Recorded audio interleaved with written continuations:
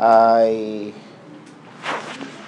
pareho yung doctrine natin of salvation up to the last 90%, almost the same. Pagka nakinig po kayo o sino man kamag-anak natin, baka nakapakinig na. Sino na nakapakinig ng doktrina ng Iglesia ni Cristo? Umupo na kayo talaga, pinakinggan nyo. Wala. So, wala nagtiyaga. Si Brother Rowie, nakaupo na. Pag pinakinggan nyo po yun, at ang usapan ay, kasi 25 doctrines yun 25 sessions. Minsan naman, pag maiksi lang, pinagsasaman lang 2 doctrines sa isang upuan. So, umiikli yung 25, mis na 25 days. Pagkatapos nun, kung convince ka, baptize ka nila. Pagdating sa doctrine of salvation, ang pagkakapareho natin is because we believe in that all have sinned and come short of the glory of God. Okay? Tama yun. We agree. Kailangan natin ng tagapagligtas dahil tayo nagkasala. At ang tagapagligtas ay si Kristo lamang, wala nang iba. At si Kristo lamang, kaya niya tayo naliligtas ni Kristo dahil siya yung napako sa krus. Yun ang tinuturo nila. Siya yung napako sa krus at siya ang kumuha ng ating kasalanan, substitutionary. At siya ang yung dugo niya ang siyang bumibili ng ating kaligtasan. Ngayon, pagdating doon sa dulo, doon magkakahiwalay. Sapagkat sasabihin nila na paano ka ngayon papasok kay Kristo? Paano ka magiging kasama ni Kristo? Paano ka ililigtas ni Kristo? Paano mo masasabi na sumasampalataya ka na kay Kristo? Doon na tayo magkakahiwalay. Sapagkat sa atin, paano ba tayo pumapasok kay Kristo? Any among the ladies? Sino ang may pwedeng tumayo at magsabi, paano tayo nakakapasok kay Kristo? Paano tayo nagiging kasama ni Kristo? O paano tayo nililigtas ni Kristo? O paano mo nalalaman na ikaw ay sumasampalataya na kay Kristo? Sige. Sister Malu. From Turkey.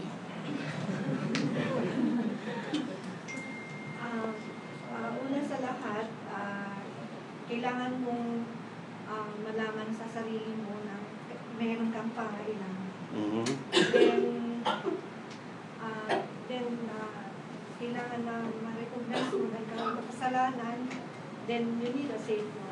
Then, by receiving Christ in your heart, accepting Him as your own personal Savior, then have eternal life.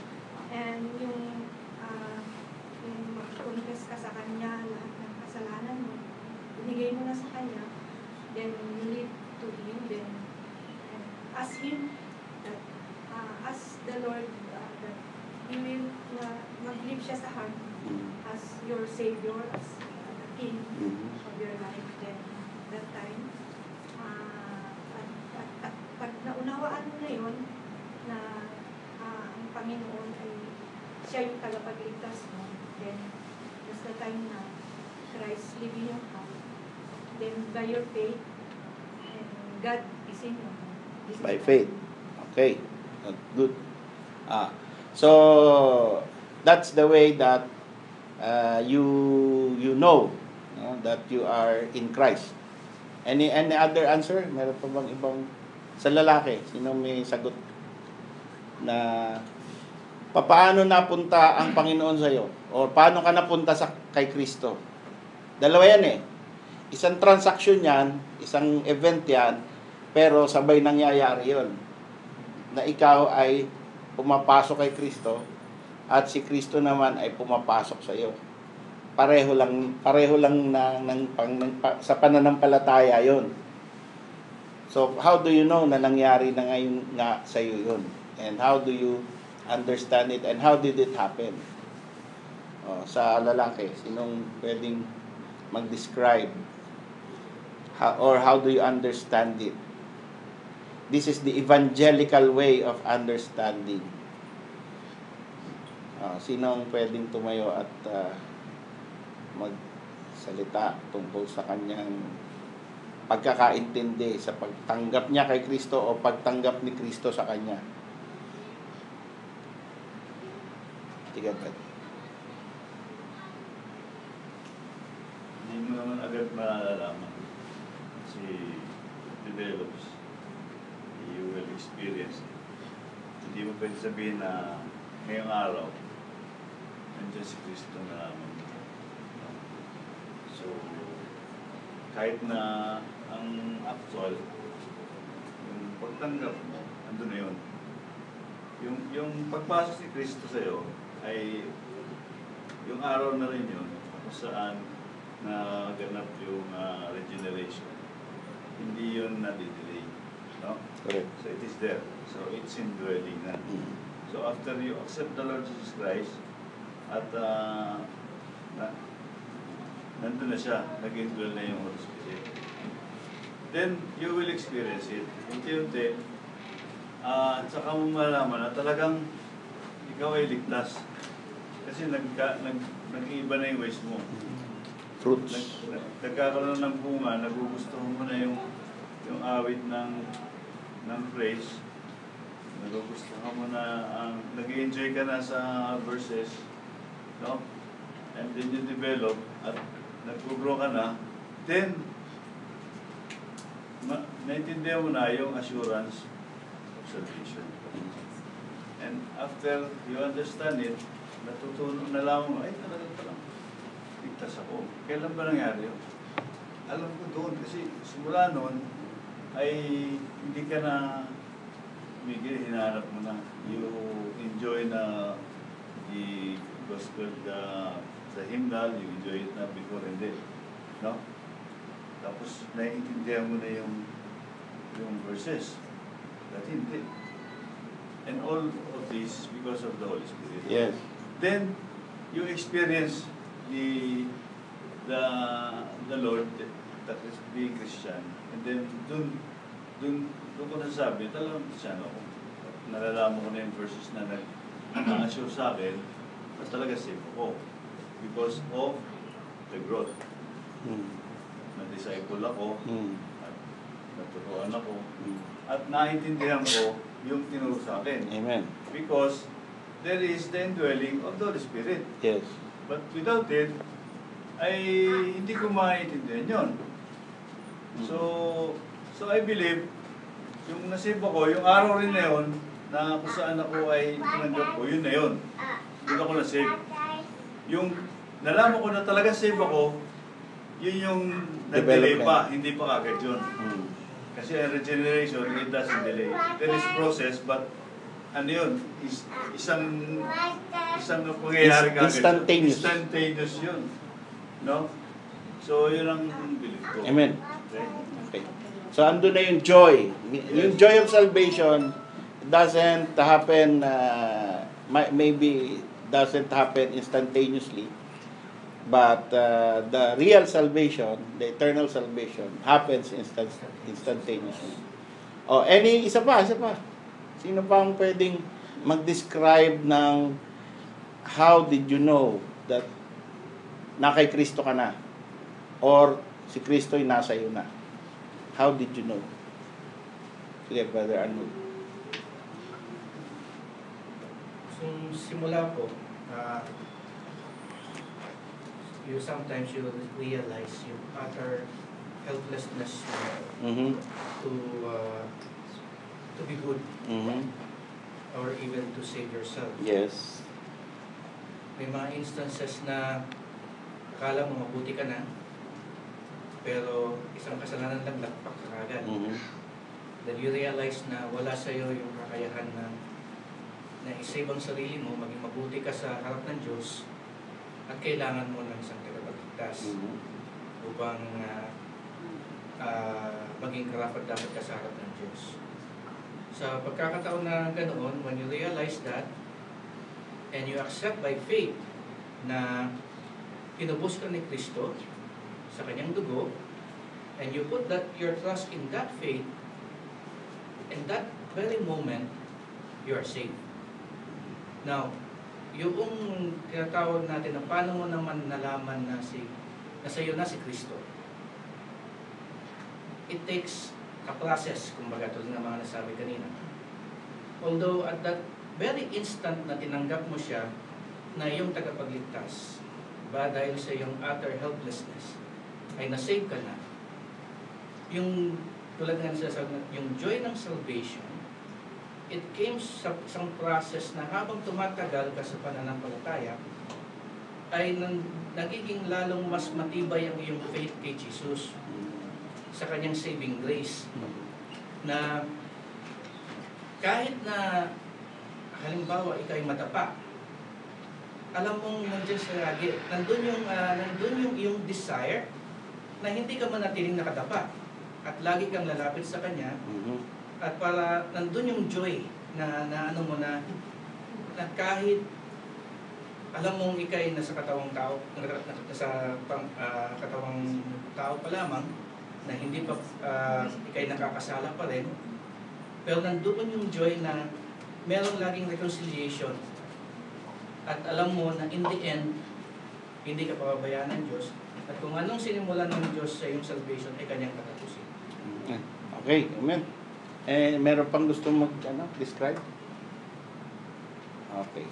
So, bakit, ito na susunod nating tanong, no? About evangelical faith muna tayo bago natin yung cultic faith. Sa evangelical faith, you don't need to join any church. You don't need to believe any writing of any man. You don't need to be baptized in order to signify your faith in Christ. But you need one thing that you must have is you trust the Word of God. Yes. And once you believe, once you realize na may sinabi ang Panginoon Diyos na pangako, and then you say, dahil sinabi niya yon, totoo na sa akin yun. Hindi yung pagtitiwala mo sa salita ng Diyos. That is already the saving faith. And of course, yung saving faith mo has to have a correct object. Dahil pagka meron kang ang faith, mali naman yung object of faith, hindi ka pa rin saved. Sino yung object of faith? The Lord Jesus Christ. And what in Christ is the important thing that you must believe and hang on to, so that you know that is the correct saving faith. Alin dun? The person of Christ and the work of Christ. The finished work of Christ. Yun ang importante. Dapat tama yung Kristo mo. Tapos, ano yung katamaan kay Kristo na dapat naiintindihan mo para masabi mo na tama na yun. So, saving faith na yun. Dapat naintindihan mo, tinatanggap mo na si Kristo ay tunay kabugtong na anak ng Diyos. At siya yung Diyos na nagkatawang tao. Kasi sila naniniwala rin si Kristo anak ng Diyos.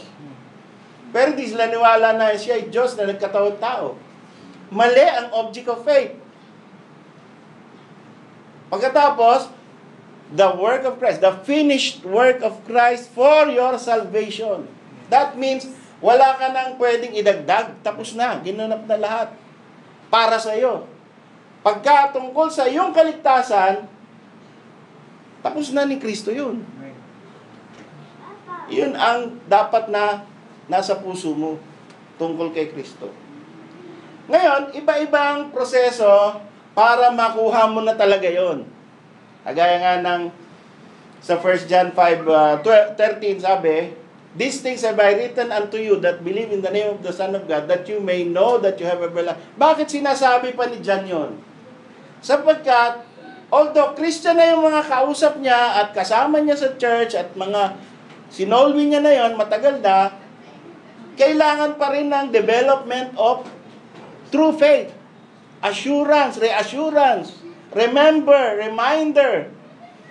So, kaya nga may church to make us grow and to make us understand it more. At alam nyo, ang isang napatunayan ko sa may tunay na pananampalataya, hindi nagsasawang makinig sa gospel. Kahit ilang beses mong paulit-ulitin yan. Gospel na naman, pagka may narinig kang ganun. Or pag napansin mo yung sarili mo, na nagsasawa kang pakinggan ang kamatayan ni Kristo para sa iyong kasalanan, nagsasawa ka na, nakukulili na tenga mo sa paulit-ulit na mensahe na yan, questionin mo yung sarili mo. Kasi yung tunay na ligtas, gustong-gustong marinig yan paulit-ulit. Dahil yan ang nagligtas sa atin.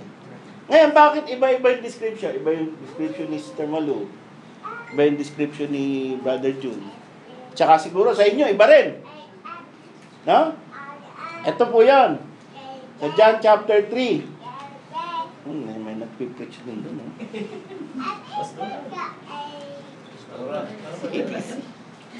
Okay, sa John chapter 3, ang sabi rito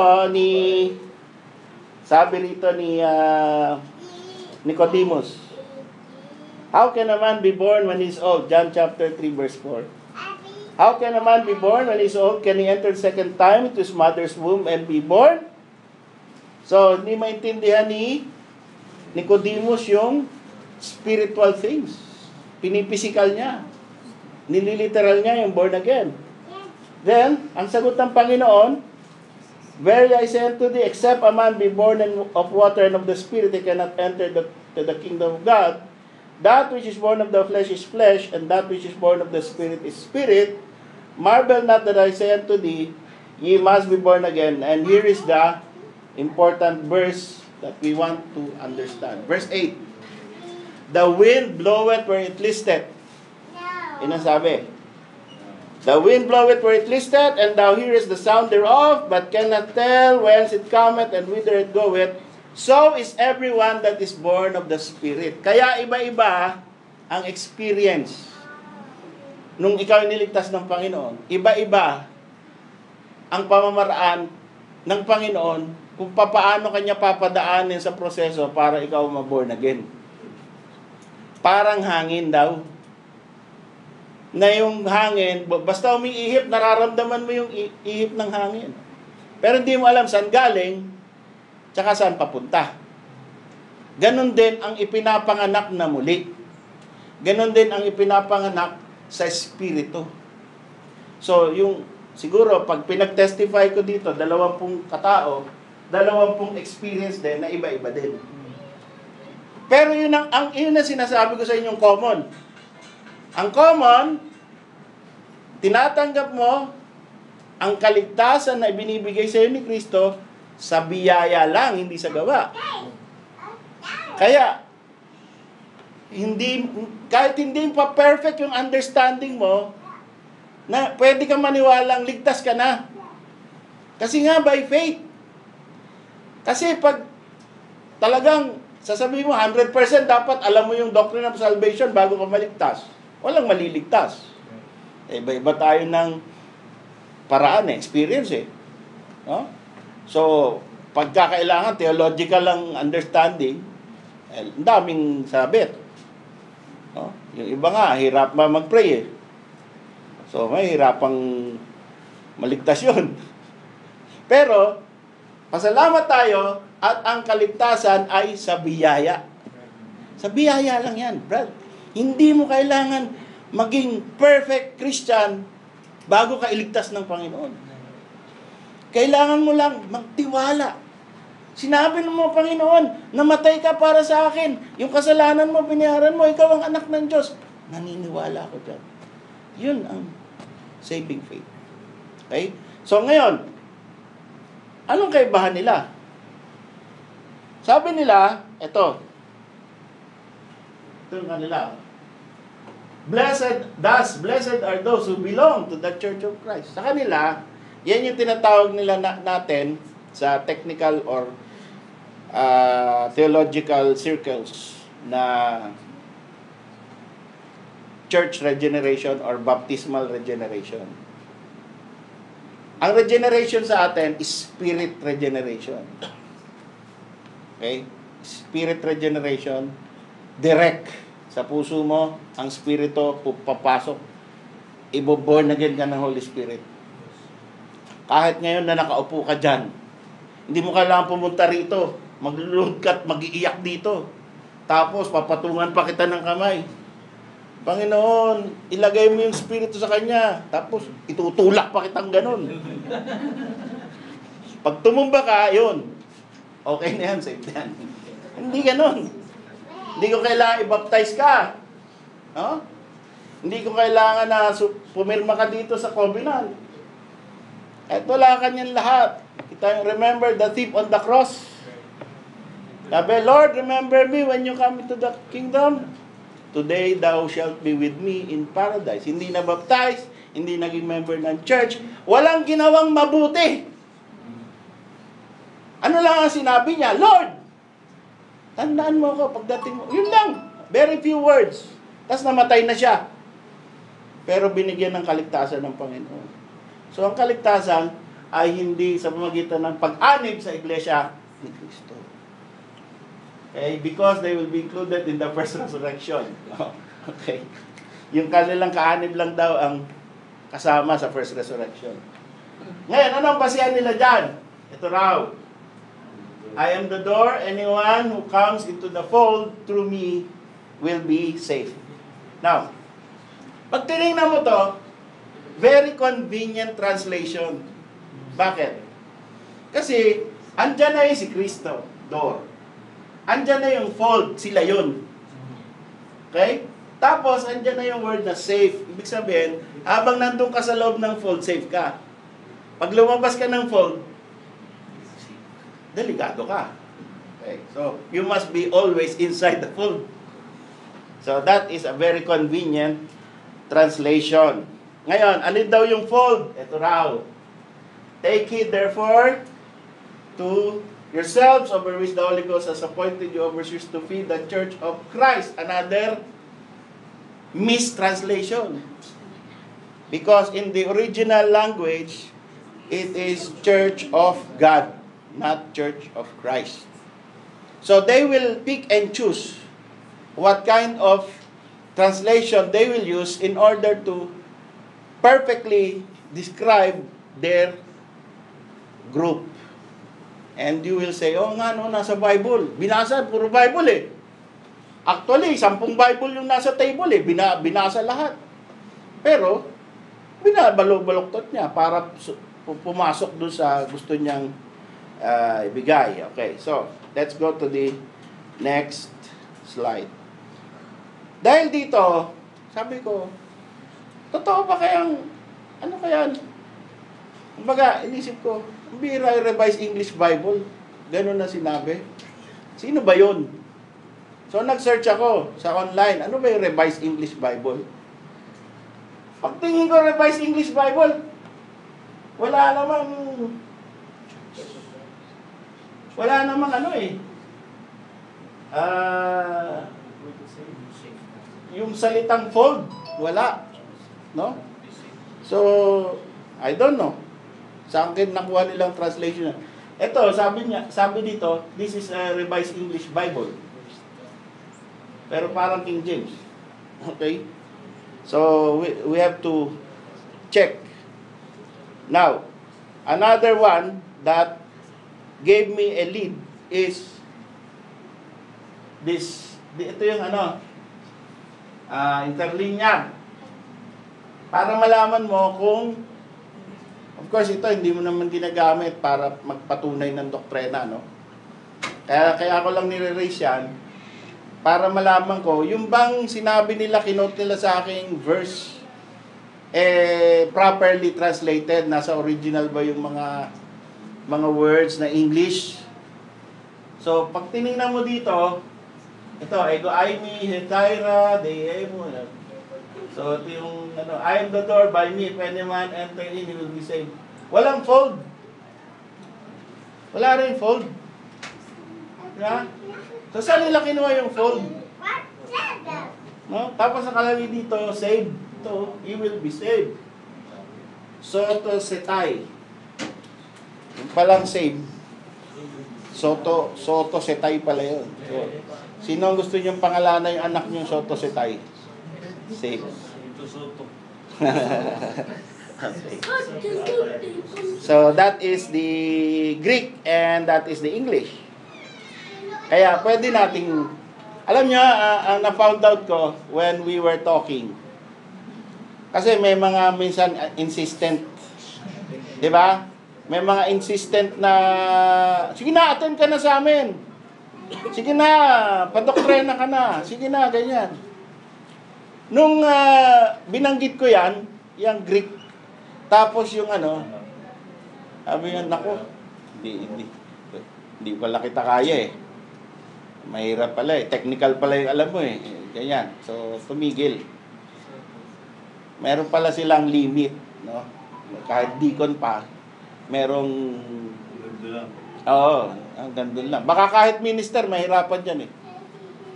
Pagka yan. So, sa Lunes po, ay may usapan kami na ni-invite nila ako sa isang lugar at pwede ko raw tanungin kahit anong subject yung kanilang talagang minister. Yun na yun dapat. Wala nang uurungan na tanong yun. No? Kasi minister na yun eh. Kasi yung deacon, ay naku, hindi kami authorized eh kasi hindi naman kami nagbabasa ng Bible eh. Hindi nga nila alam Ephesians 2:8-9, hindi nila alam yung John 3:16, hindi nila alam. Oo. Ang alam lang nila, yung tinuro sa kanila.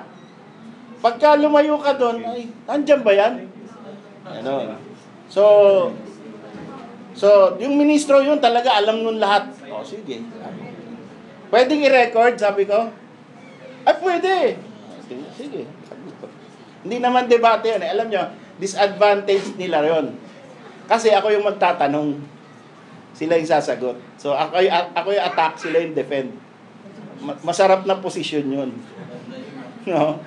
Kasi pag ikaw magde-defend din, mahirap kasi mahaba. Tsaka mag-iisip ka rin na sagot mo. Ngayon, ako lang may tanong. Pagka tinanong niya ako, edi ako na teacher. O di Bible study ko na to. Di ba? Ba't mo ako tinatanong? Di Bible study ko na to.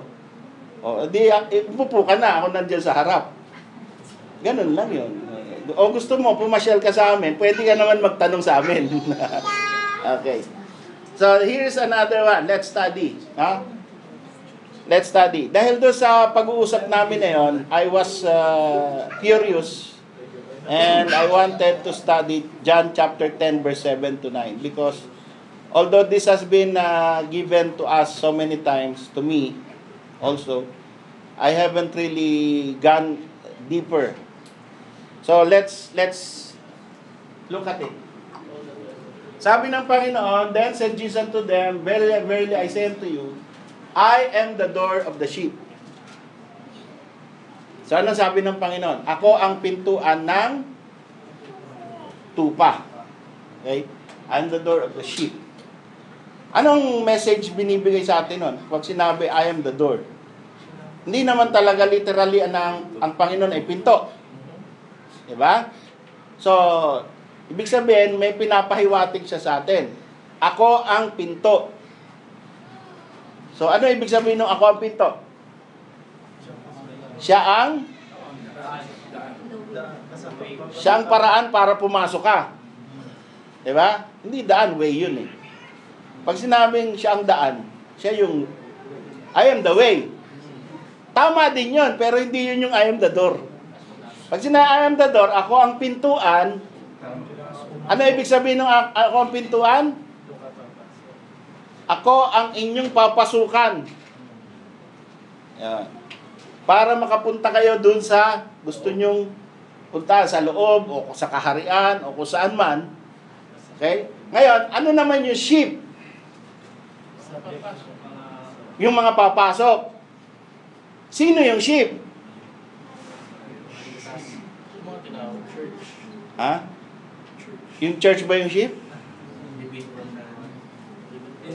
Ano? Angel? Individual na ano? Elect. Yun. Yung mga hinirang. Yun. Yung mga hinirang, yun ang sinasabing sheep. Kasi, bakit hinirang? Bakit hindi yung mga disciples or yung mga tao nung panahon na yun. Kasi sheep is a general term that speaks even to the future sa atin. Applicable sa atin yun eh. I am the door of the sheep.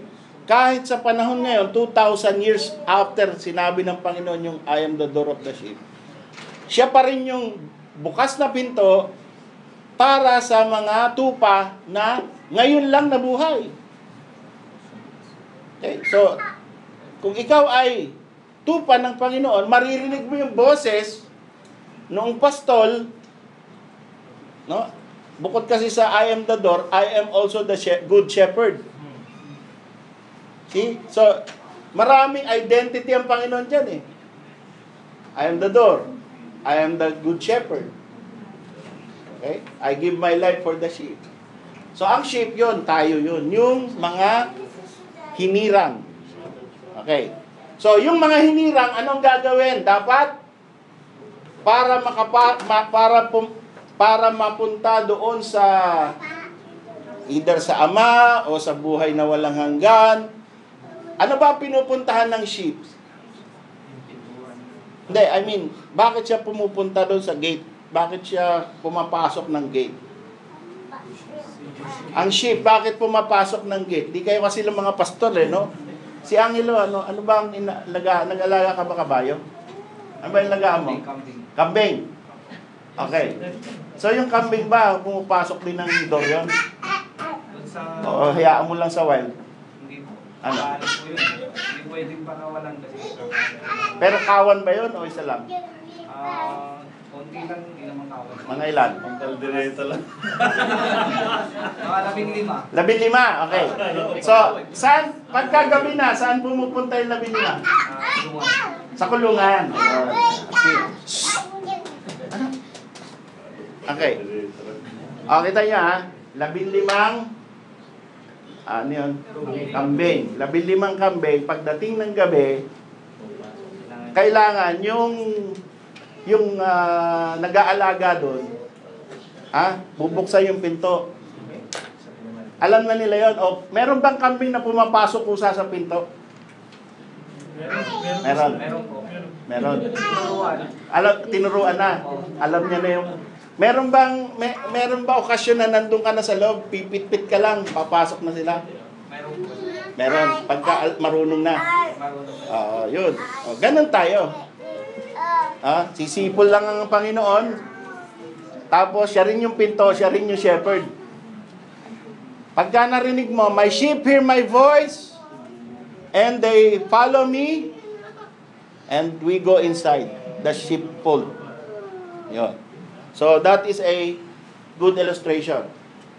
Pumapasok sa pinto yung sheep para doon siya magpahinga. At doon ang safety niya. Hindi siya pwedeng nakawin, hindi siya pwedeng kagatin ng... Ano ba kumakagat sa sheep? Ano ba kumakain sa sheep? Wolf. Yun. Hindi siya pwedeng kainin ng wolf kasi may bakod. Yun. So, andun yung safety niya. Ligtas siya ron. Kaya, para makapasok ka doon, para magkaroon ka ng safety, kailangan mo pumasok sa pinto. Yun. So, ang tanong, paano ka makakapasok sa pinto? Ang sabi nila, para makapasok ka sa pinto, pumasok ka sa katawan. Kasi siya yung ulo. So, ano yung nangyari? Nag-double illustration. No? Sabi ng Panginoon, I am the door. Tapos dadaling ka niya sa, He is the head. And we are the body. So you enter the body in order to enter the head. So that you can enter the door. Di ba? Pag ganun. Ang gulo. Pero, kung ikaw ay nandun na at halimbawa, binata ka, gusto mo mapangasawa yung dalagang iglesia, oo ka lang ng oo. Kasi ang alam mo, yung dulo nun, ikakasal kayo eh. Katapos nun, Catholic ka na uli. Ganon. So, andaling natin, lalo na pag wala kang training sa Bible, ang dali mong baloktotin kung saan sa ka dadalhin. Oo. See, next, number 8. Dito, iba-iba to 7, 8, 9. All that ever came before me are thieves and robbers, but the sheep did not hear them. Okay. Sa 8, what's the difference between yung pagpapakilala ni Kristo sa 7 at saka yung pagpapakilala ni Kristo sa 8? Brother Paul, tingnan mo nga. Suriin mo nga. Ano, may pagkakaiba ba? Diba sa 7, nagpapakilala ang Panginoon bilang siya ang pinto. Sa 8, pinto pa rin ba siya ang pagpapakilala niya? All that ever came before me are thieves and robbers, but the sheep did not hear them.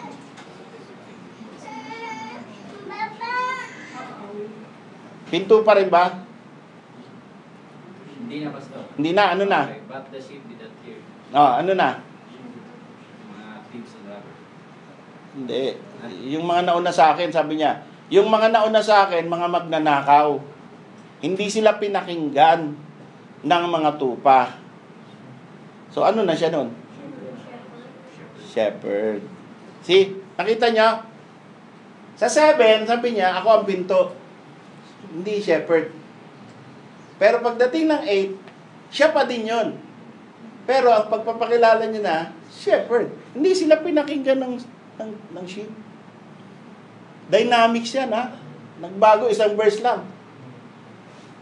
Pag kasi inisip mo, door, 7, 8, 9, mahihilo ka.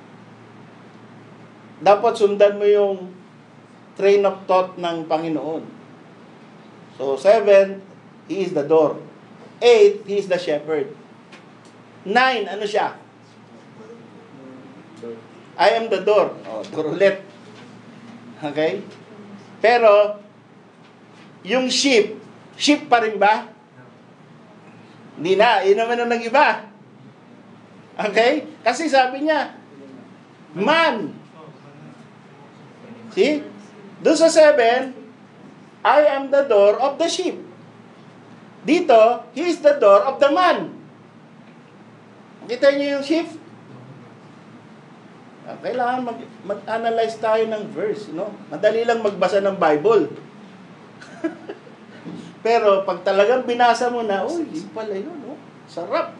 Mas lalo mong matitikman yung salita ng Diyos na delicious.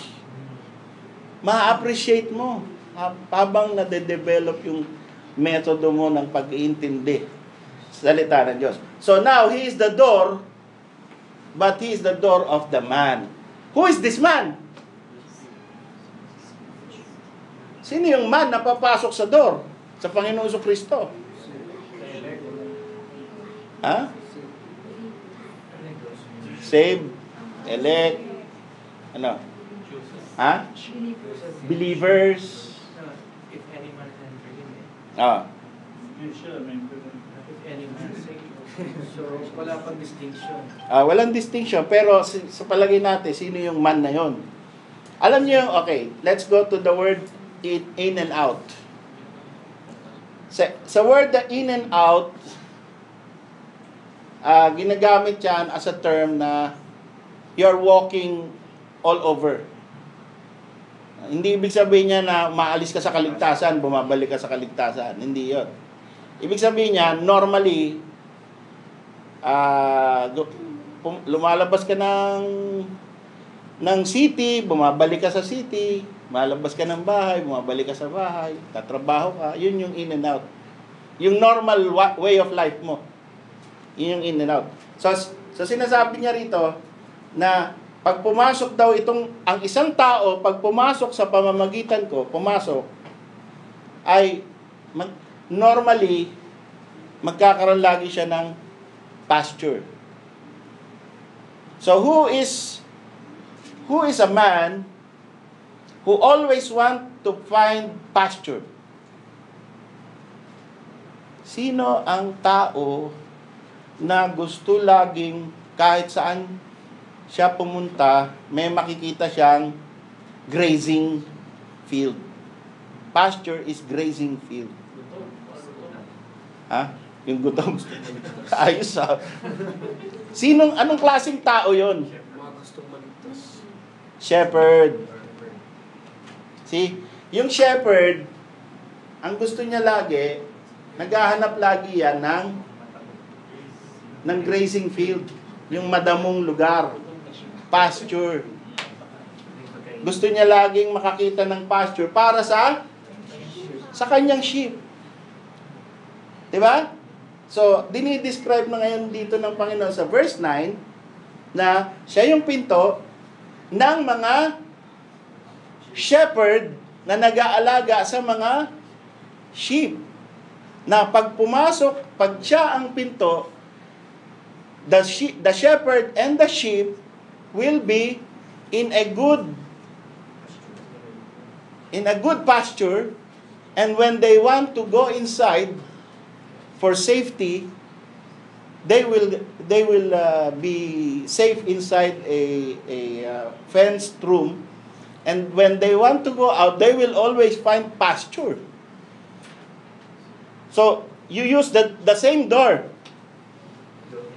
You use the same door to go inside for safety and to go outside to find pasture. Okay, so mahirap na. Do you follow? Nakasunod pa ba? Okay, so yun yung, nakita nyo yung development ng verse. So all you have to do is, ito yung technique natin sa mga cults. Pag nag-present ka ng verse, ask for an exposition of the verse, not just a proof text. Alam niyo yung kaibahan ng proof texting, at saka exposition or exegesis. Yan. Bibigyan ko na kayo ng mga technical terms. No? Ang cults, mahilig sa proof texting. Proof texting. Ay, nagte-text. Proof texting. Ano ibig sabihin ng proof texting? Meron siyang idea. Si Manalo ang sugo. Siya ang huling sugo para sa panahon, para sa Pilipinas. Siya ang huling propeta ng Diyos. Diba? Okay? So, yan yung konsepto niya. Hahanap ngayon siya sa Bible. To prove na tama siya. Isaiah 43, Ibong Mandaragit, Malayong Silanganan, nahanap siya sa encyclopedia, hahanap siya kung saan-saan, para mapatunayan na ang idea niya, tama. Ayun. Pero, hindi ganun ang dapat pagbabasa ng Biblia. Ang sasabihin natin, sa isang tao, pwede ba patunayan, kagaya niyan. Anong ginawa natin? Hinimay-himay natin yung mga verse. Sabi mo sa kanya, sabi ng Panginoon, I am the door. In what way is He the door? And then sinabi, by me if any man enter in. Sino yung man? At ano yung save? Bakit past tense? Bakit hindi present tense? Or bakit hindi future? Diba? Doon mo mapapalabas yung truth. Doon mo malalaman kung yung nagtuturo, naintindihan ba niya yung sinasabi niyang verse. Huwag na kayong lumipat-lipat ng translation. Use one translation. And then from that translation, produce the truth. That is what I need. That is what I want. That is the way that Christ and Paul and the apostles presented the truth. So, pwede po ba na ganun ang gawin natin? Hindi kami ganyan mag-present. Paniwalaan mo to. Iba na yun. Diba? Madali nang malaman kung nasaan yung katotohanan pagka gano'n. So, this is my analysis. Christ is the door. In what sense? He is the door of to the pasture. What is the pasture? The pasture is a picture of abundant life. Pwede? Di ba? Pagka nasa pastures ka, ikaw sheep, kain ka ng kain. Di ba? Nakakita na ba kayo ng kumakain na sheep na kukunti lang yung damo? Ano nangyayari? Pagkatapos niya rito, lipat. Hanggang sa naubos niya na yung kalahati ng bundok, tapos lipat na naman sila. So, nakakapagod. Pero pag kagaya saan ba yan? Switzerland. Ganun ba sa Switzerland, Sister Sheila? Saan ka ba nagpunta? Oo, sa Switzerland. So, hindi kami nakakita. Hindi ka nanonood ng tupa. Ito, galing na sa Switzerland. Talo pa kayo. Tapos, next, Germany naman. Okay. So, pagka ganon, no? Hanap ka ng hanap kung saan. Kita nyo, nag-away si Abraham at saka si Lot. Nag-away yung mga servant nila. Kasi nagkapos na ng grazing stock kung saan nagpupunta yung mga tupa nila. Nag-aaway sila. Amin to, kami nauna rito. Hindi, kahapon, nandito kami. Ganon. So, buti pa, doon ka na sa Sodom. Doon ka na, hanap ka. Doon siya pinili sa Sodom. Marami raw doon na mga damo. Mga binabaing damo. So, doon siya napunta. You are able to go. Ayos yun Magagamit ko yan, Brad. Thank you. Makahiyang damo. Yung ganun. Quick thinking. Dapat ikaw nauna doon, Brad Jun Natalo ka ni brother. Hindi, alam ko, nag-iisip ka na ng susunod. Nabusog kasi. Okay. So, in Acts 1:21, ganun din sinabi, going in and out. It means a normal course of life. And when you are inside, then you have security in Christ. So, yun yung meron kang pasture, meron ka laging sustenance, meron ka laging life-giving food. So, that is our analysis. And then, if a shepherd goes through Christ as the door, he shall be saved from trouble, from worries, because his sheep is saved from harm and hunger. Okay? Yung shepherd, yun yung nag-aalaga sa mga tupa ng Panginoon, yung under shepherd, while Christ is representing himself as the door.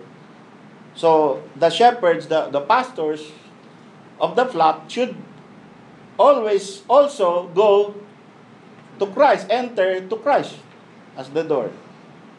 Going in and out is an activity of a man who is the shepherd.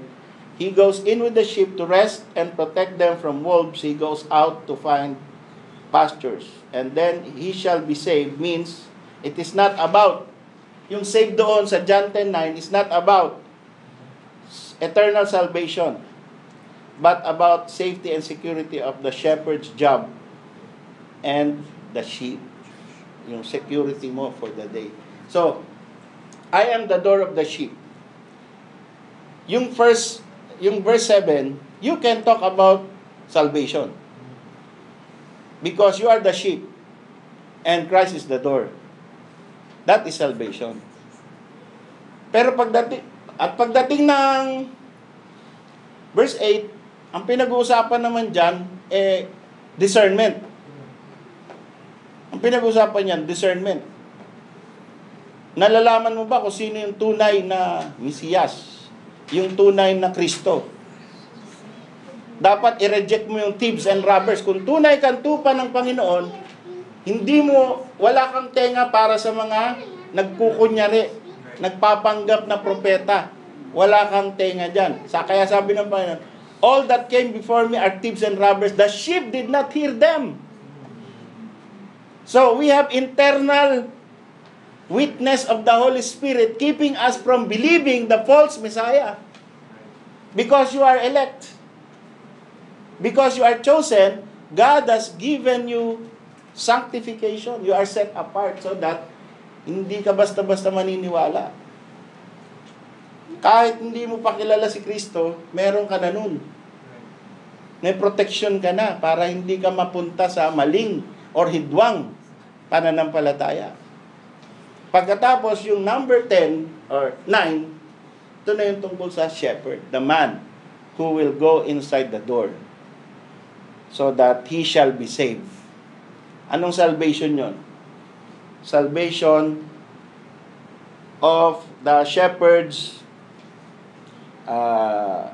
job and the sheep's welfare. Hindi mapapahamak yung mga tupa. Hindi sila kakainin ng wolf dahil pinapasok sila ng shepherd doon sa tamang pinto. Inaalagaan sila ng shepherd. Okay, that's my analysis. And I consulted also some theologians about it, and yung iba rin syempre paliwanag, pero I think that is the best way to understand it. Okay? So, hanggang doon lang po yung